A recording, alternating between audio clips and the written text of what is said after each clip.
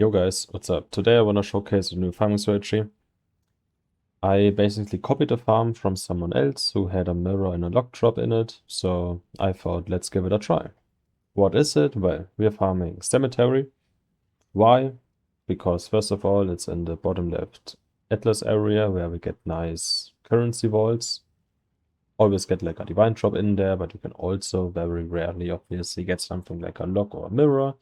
So it's the best area in the atlas for the memory vaults. Second of all, cemetery just has a nice layout for abysses because we're using the abyss astrolabe. And it has a lot of native mobs in my eyes. So it's a pretty cool, underrated map. Sure, you can also go for Jungle Valley or whatever map you want. I would just say be at least in the bottom left area for the nice currency vaults. So yeah, we're using abyss astrolabe, so this thing here.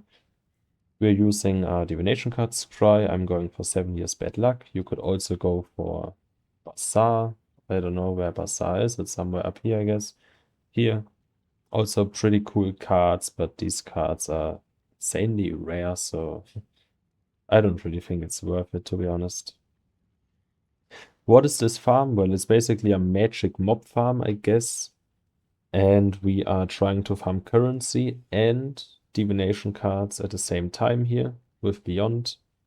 So we're trying to get 7 years bad lucks and obviously currency drops. As every currency farm, we're trying to get mirrors and locks. And as long as this doesn't happen, we will probably not make profit. That's always like that with currency farms. So don't expect too much with this farm, okay? Ground loot is still dead, and this is not some kind of magic farm, okay? So it's still bad. But it's still fun, you know? It's a funny farming strategy because you kill like thousands of mobs per map. You have full screen explosions with your build. Like it's a pretty fun farm, pretty OP for Headhunter also. So is it the best farm in the game? No, obviously not. Is it a good farm? Well, sure. Sometimes you get 5 divine drops per map. Earlier I had 10 divines in one map. Then I had a mage blood drop, a headhunter drop, I had 4 7 years bad luck in one map once. So is it the best farm in the game? No. Is it cool and fun and there are some kind of jackpot drops? Yeah, sure. So it's basically currency and divination cards at the same time. That's the Atlas. We're trying to focus on Abyss. And here some more magic and rare mobs.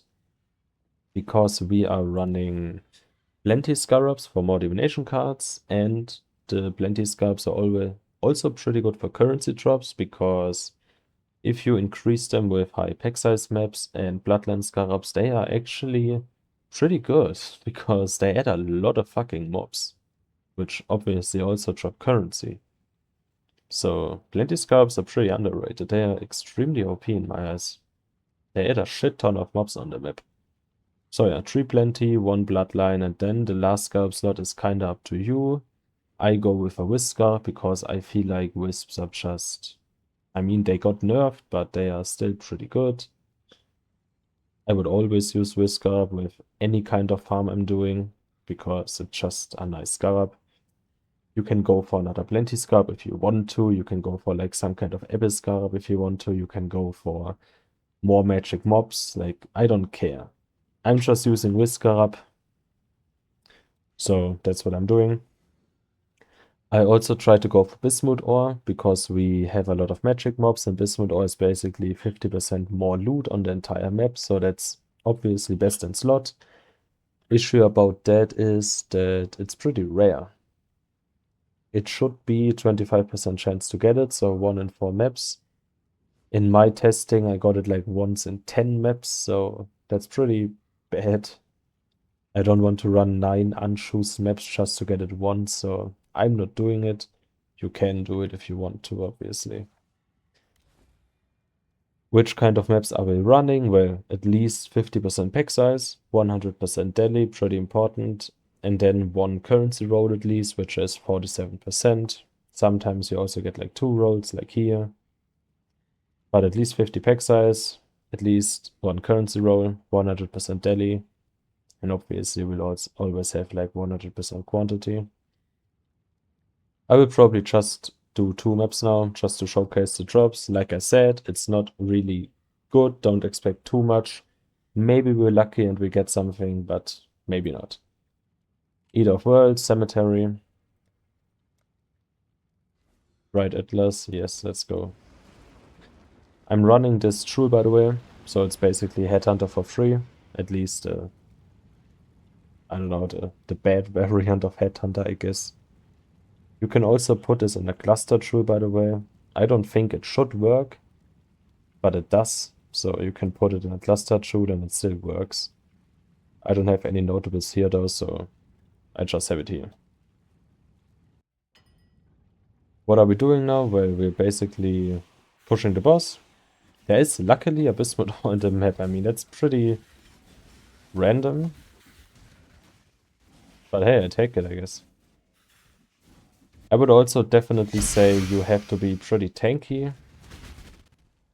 There are a lot of mobs here. I even have minus 31 res and don't even get damage because my build is immortal. I have 90% uptime on Arcane Cloak, which makes me immortal because I can't really take damage while it's active. And then I think it has like 2 seconds cooldown. So, yeah. Like, there's nothing in the entire game which can kill me. Let's say it like that. I tried Ubermaven, Brain Blast, I don't even get damage, so this build is like broken as fuck. What should I say? I also added Herald of Ash to the build, as you can see. I imbued it with item rarity. So it's pretty funny to have like full screen nice explosions with the MTX on it.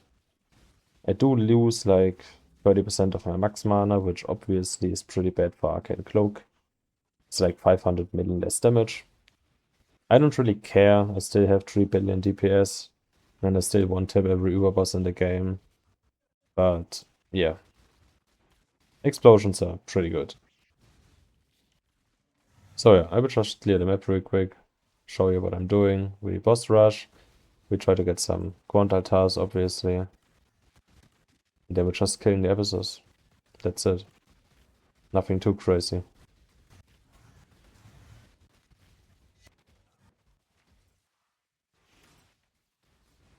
I would also say always make sure to open these Abyss boxes here, just because here and there you get a Divine Drop.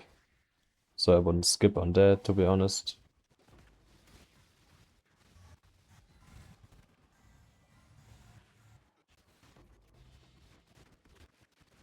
I also get a lot of map drops, by the way. Like I nearly get like 2 nightmare maps per map, so that's also pretty cool if you count it in the profit. It's like 600 chaos just for map drops, so that's pretty good. So the whole map invest basically is only the Bloodline Scarab. So it's also not that crazy to run the farm. 3 divine per map, I guess. Not that bad. I haven't tried party player with it, but I think if you have 6 players in here, that's not bad, probably.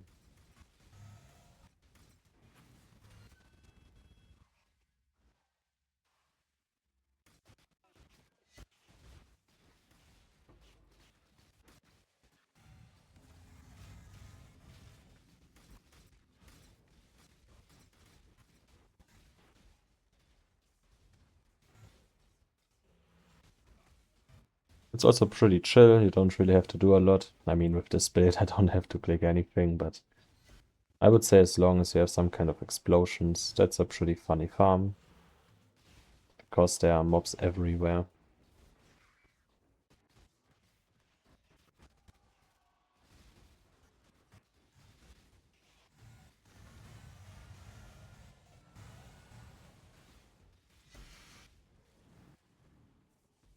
That's the first map, we got absolutely garbage. But that's just how it is sometimes. I'll showcase another map, I guess.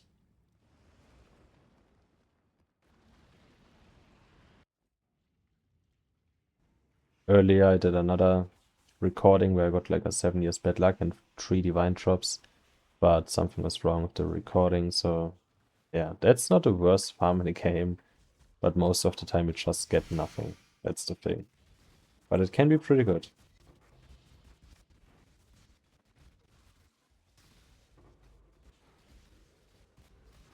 It's also 1 FPS gameplay. As you can see, there's no way you can run this lag-free. I mean, there are just too many effects going on.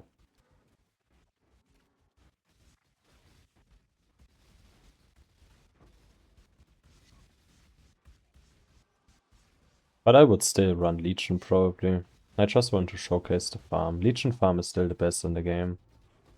Check my Legion farm video I did like, I think last week. It's pretty broken. It's like 20 divines a map because crystals are so expensive at the moment. But this one is still pretty funny. But I'm tired of Legion. I'm basically just doing this here.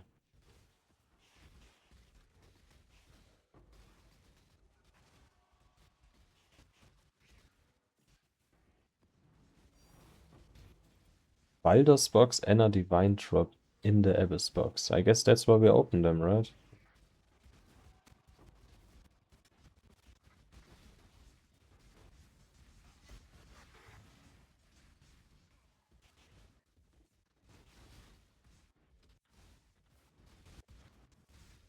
And I'm obviously only counting the currency drops, by the way, in the profit, but you can see I get a lot of nightmare maps, I get a lot of scarab drops. So maybe it's not that bad, to be honest, if you count everything in the profit. Yeah, we have a 7 years bad luck. I mean, that's pretty cool. I would say usually I get 2 divine drops per map, which is actually not that bad. And 1 7 years, maybe, I don't know, maybe 1 in 15 maps, something like that, I guess. So it's kind of rare, but it's also not insanely possible to get it.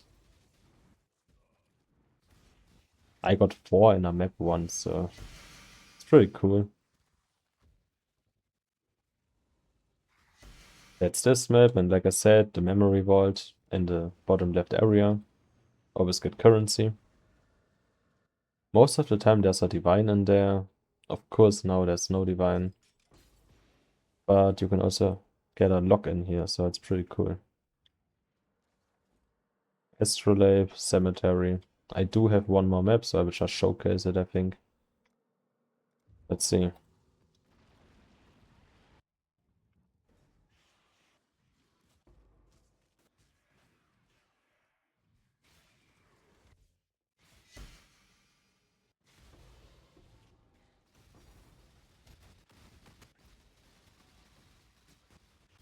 Oh, we have Drowning Orbs, yeah. It's a bit annoying. Obviously, I will die through the Drowning Orbs, so I have to move around a little bit.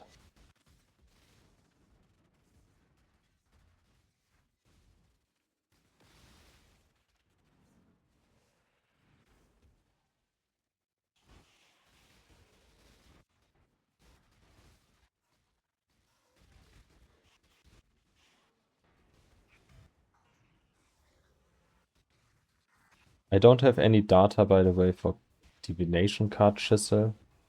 If you would run it with a div card chisel instead of a normal chisel. I don't know if that's better, to be honest. Losing 20 quant, but getting more divination cards. I don't know. I guess I need to test that because it sounds pretty good. Obviously, it's more investment.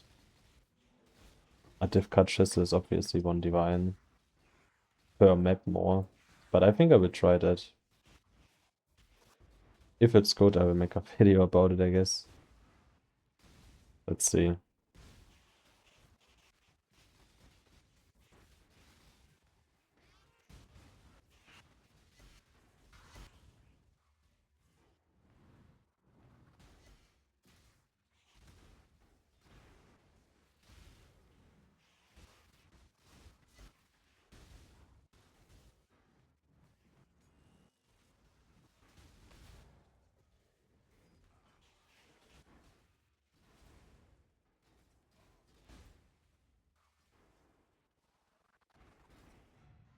It's actually pretty funny to be like to not get any kind of damage. I mean, look at my energy shell. It's not even moving.